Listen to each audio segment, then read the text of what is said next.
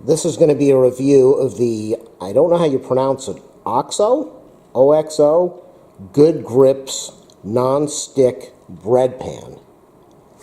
Okay, so here we go. Let me show you what it looks like in the package. Let me show you what it says on the back of the package. So I picked this up in the store at the Bed Bath & Beyond. And before I get to that, this is what I've been using for years.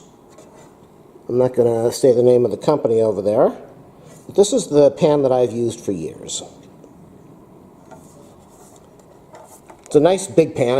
It's definitely, even though I think the dimensions are supposedly the same, when you make a bread, it looks wider, it looks bigger. It just looks, I don't know, well, why? Because this pan fits into here, so that's why. So this is considered a one loaf pan. I think this is also considered a one loaf pan, but this is bigger. So I bought this thing because I wanted to make 2 breads at the same day, and I used this a week ago. Now look at this. It's rounded corners. Rounded corners. Textured bottom, I think they talk about. I don't know what they talk about. But I don't want to get into that. I want to get into why should you use this pan. I was worried that it was going to stick. I know it's a non-stick pan, and they say it's going to be a non-stick pan. Normally what I like to do when I make a bread is I put shortening in the pan, and then I coat it with some general purpose flour, and everything pops out really nice. And in this case, I decided I don't want to take the risk of the bread not coming out right, so I just sprayed it with some butter spray and did a little bit of the. Let me tell you exactly what I did. You've heard that guy who works in that White House that goes. Okay, that's what I did. I shook this thing around, and the bread popped out in 2 seconds. Let's look at a pan that I've used for many years. And I was thinking, do I really want to spend the extra money? These aren't exactly cheap, but when I made one bread, I thought, this is worth it. I don't know that I'm going to need 2 of them, but I don't know that I'm going to be using this anymore. So let's look at the construction of this. This is probably how bread pans have been made for years, and they serve their purpose.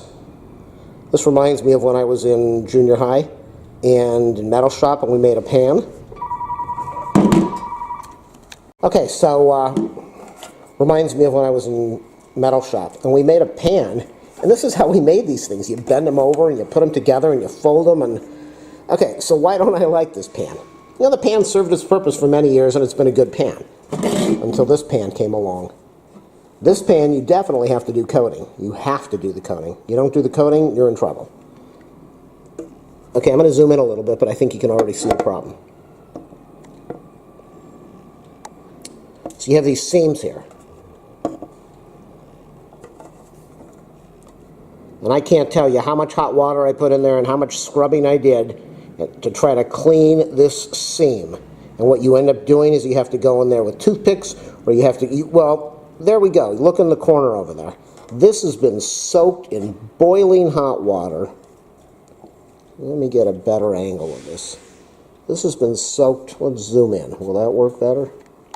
Soaked in tons of hot water, and you can only get this thing so clean. You can't, this stuff doesn't come out. So over here, you don't have it. Well, you do a little bit. You can see the rest of the pan is fairly clean. Let's go look at this corner over here now. Let's try to get the lighting in there a little better. I mean, look at that. That's why I don't want to use the pan anymore, because I spend forever trying to clean it. I spent a lot of time cleaning that and soaking it, and it's just not, health-wise, hygiene-wise, I don't like it. Okay, there we go. That's a beautiful shot right now. Right in that crack. Look deep in the crack. Look at all that gunk coming out of that crack.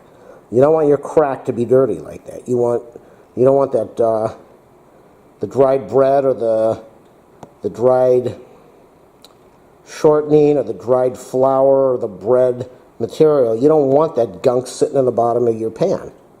So here we come back to this pan.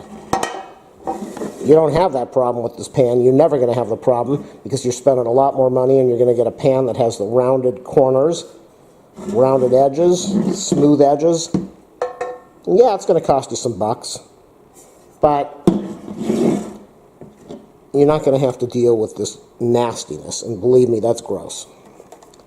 And when I make a bread, you know, when you're cooking this thing at 100 and 300 and some degrees, you're not going to have a bacteria problem, but you want to clean it before you cook, and then you've got to clean it after you cook, and it's just not worth it. So, my opinion, my review, the Good Grips OXO non-stick 1 pound loaf pan.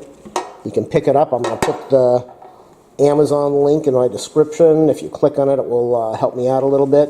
If you like my reviews, please do a thumbs up, a subscribe, a like. If you want to donate to my channel, ask for my PayPal info. If you have a product you want me to review, if I can get a hold of it, I'll do the review. Thanks for watching. Make sure you watch all my other videos. And Happy New Year, everybody. This is going to be a review of the Good Grips OXO brownie pan. I guess it's a brownie pan. It's a cake pan. I make brownies in them. I don't make cakes. I don't know any. Well, yeah, I guess you can make a cake in this. I used to make cakes in this size pan.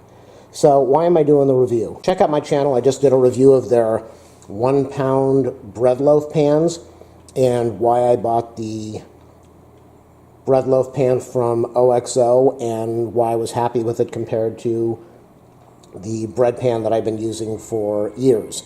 So I was so happy with it, I thought, you know, I've been using this pan forever. Unlike the bread pan review where I was talking about having seams in the older style pan, this pan is fine. This pan has the rounded corners, which is what you want. So there's nothing wrong with using a pan like this. I've used this pan for many years, and yeah, I know it's kind of yucky and gross over there. I've used this pan for many years, and it serves its purpose, and it's done really well. As far as sticking, at least with me, I do the shortening on the pan, and then I do the flour, and everything's fine. Everything comes out. What happened is I made brownies, and I wanted to do a test, so I said, let's not use the shortening and the flour. Let's just go in there and spray this thing with a butter coating and see what happens, because I was in a hurry, and it didn't ruin the brownies, but they almost all stuck to the bottom. So if you're going to use a pan like this, you definitely need to be using the shortening and the flour. It makes a big difference. The butter spray didn't work for me. I'm not going to use parchment paper, so once that happened, I thought, I'm so happy with the 1 inch, I mean, what the 1 inch, with the 1 pound bread loaf pan, that while I'm online buying another one, I'm going to go buy their brownie pan, their cake pan. So I haven't used it yet, and so if you want a comment of how good does it work, all I can say is, as far as the bread pan is concerned, as I just said in that review, I sprayed it with butter and just shook the thing. I did a little shake, shake, shake, shake, shake, shake, shake, shake, shake, and the bread popped out in 2 seconds. No sticking to the pan at all, and I was really happy with it. So, are these different in size? They were with the bread loaf pan.